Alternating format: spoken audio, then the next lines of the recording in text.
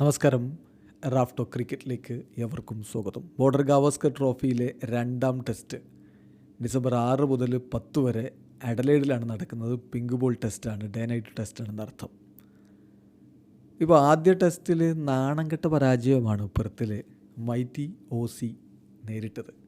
അപ്പോൾ രണ്ടാം ടെസ്റ്റിന് ആ മൈറ്റികളുടെ നിരയിൽ എന്തെങ്കിലും മാറ്റമുണ്ടാകുമോ എന്നുള്ളത് ആരാധകർ ഉറ്റുനോക്കുകയാണ്. ഈ ഘട്ടത്തിൽ ആ കാര്യത്തിലൊരു കൺഫർമേഷൻ ആൻഡ്രൂ മാക്ഡൊണാൾഡ് നൽകിയിട്ടുണ്ട്. പക്ഷേ ഒരു താരത്തിൻ്റെ കാര്യത്തിലുള്ള ഒരു ആശങ്കയും അദ്ദേഹം പങ്കുവെക്കുന്നുണ്ട്.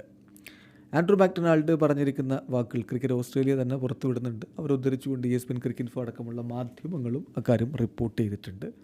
അദ്ദേഹം പറയുന്നത് ഇങ്ങനെയാണ്: the same people in that change room are the same people that will be in Adelaide എന്നാണ്. പെർത്തിൽ ആരൊക്കെയാണ് ടീമിൻ്റെ ചേഞ്ച് റൂമിലുണ്ടായിരുന്നത്, അതേ ആളുകൾ തന്നെയായിരിക്കും അഡലൈഡിലും ഉണ്ടാവുക എന്ന് പറഞ്ഞാൽ ആ പെർത്തിലുണ്ടായിരുന്ന 13 പേരുടെ സ്ക്വാഡ് അതുപോലെ തന്നെ നിലനിർത്തുകയാണ്. കളി തോറ്റു എന്നുള്ളത് കൊണ്ട് സ്ക്വാഡിൽ മാറ്റം വരുത്താൻ തയ്യാറാവുന്നില്ല എന്ന് അദ്ദേഹം ഉറപ്പിച്ചു പറയുന്നു. അതേസമയം മിച്ചൽ മാർഷിൻ്റെ കാര്യത്തിലാണ് ഒരു ആശങ്കയുള്ളത്.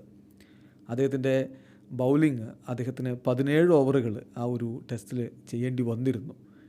ഇപ്പോൾ ഈ അടുത്ത കാലത്ത് പരിക്കും മറ്റു പ്രശ്നങ്ങളുമൊക്കെ ഉള്ളതുകൊണ്ട് അദ്ദേഹത്തിൻ്റെ ബൗളിങ് അത്രയധികം ഉപയോഗപ്പെടുത്താറില്ലായിരുന്നു. സോ ഇത്രയധികം ഓവറുകൾ ബൗൾ ചെയ്യുന്നത് ഇനി പ്രശ്നങ്ങൾ ഉണ്ടാക്കുമോ എന്നുള്ളൊരു ആശങ്കയുണ്ട്.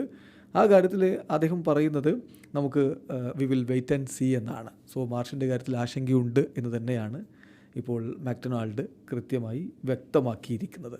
അപ്പോൾ നമുക്കറിയാം, പെർത്തിലെ ടെസ്റ്റിൽ ഇന്ത്യ വളരെ അനായാസം 20 വിക്കറ്റുകൾ എടുത്തെങ്കിലും ഓസ്ട്രേലിയ നന്നായി പണിപ്പെട്ട് 16 വിക്കറ്റുകളാണ് ആകെ വീഴ്ത്തിയത്.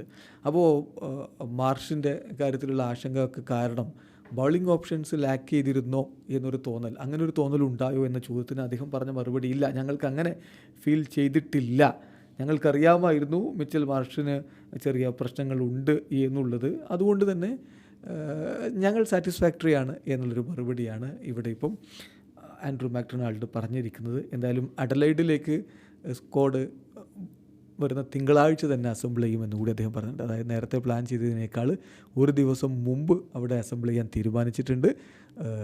നെറ്റ് സെഷൻ ഒന്നുകൂടി ദീർഘിപ്പിക്കാനും തീരുമാനിച്ചിട്ടുണ്ട്. രണ്ടാം ടെസ്റ്റിന് ഒരുങ്ങിയിറങ്ങാനാണ് ഓസ്ട്രേലിയയുടെ തീരുമാനം എന്നുള്ളത് ഇതിൽ നിന്ന് വ്യക്തമാണ്. അപ്പം കഴിഞ്ഞ ടെസ്റ്റിലുണ്ടായിരുന്ന ആ 13 അംഗ സ്ക്വാഡ് തന്നെ ഈ ടെസ്റ്റിലേക്കും അവർ റീറ്റെയിൻ ചെയ്യുകയാണ്. സ്ക്വാഡ് ഇങ്ങനെയാണ്: Pat Cummins, Scott Boland, Alex Carey, Josh Hazlewood, Travis Head, Josh Inglis, Usman Khawaja, Marnus Labuschagne, Nathan Lyon, Mitchell Marsh, Nathan McSweeney, Steve Smith, Mitchell Starc. അപ്പം അദ്ദേഹത്തോട് ഒന്നുകൂടി മാധ്യമപ്രവർത്തകർ ചോദിച്ചു പ്ലേയിങ് 11 എങ്ങനെയാണ് എന്ന്. കാരണം 2 പേര് കഴിഞ്ഞ കളിയിൽ പുറത്തിരുന്നവർ അതുപോലെ തന്നെയാണോ എന്ന്.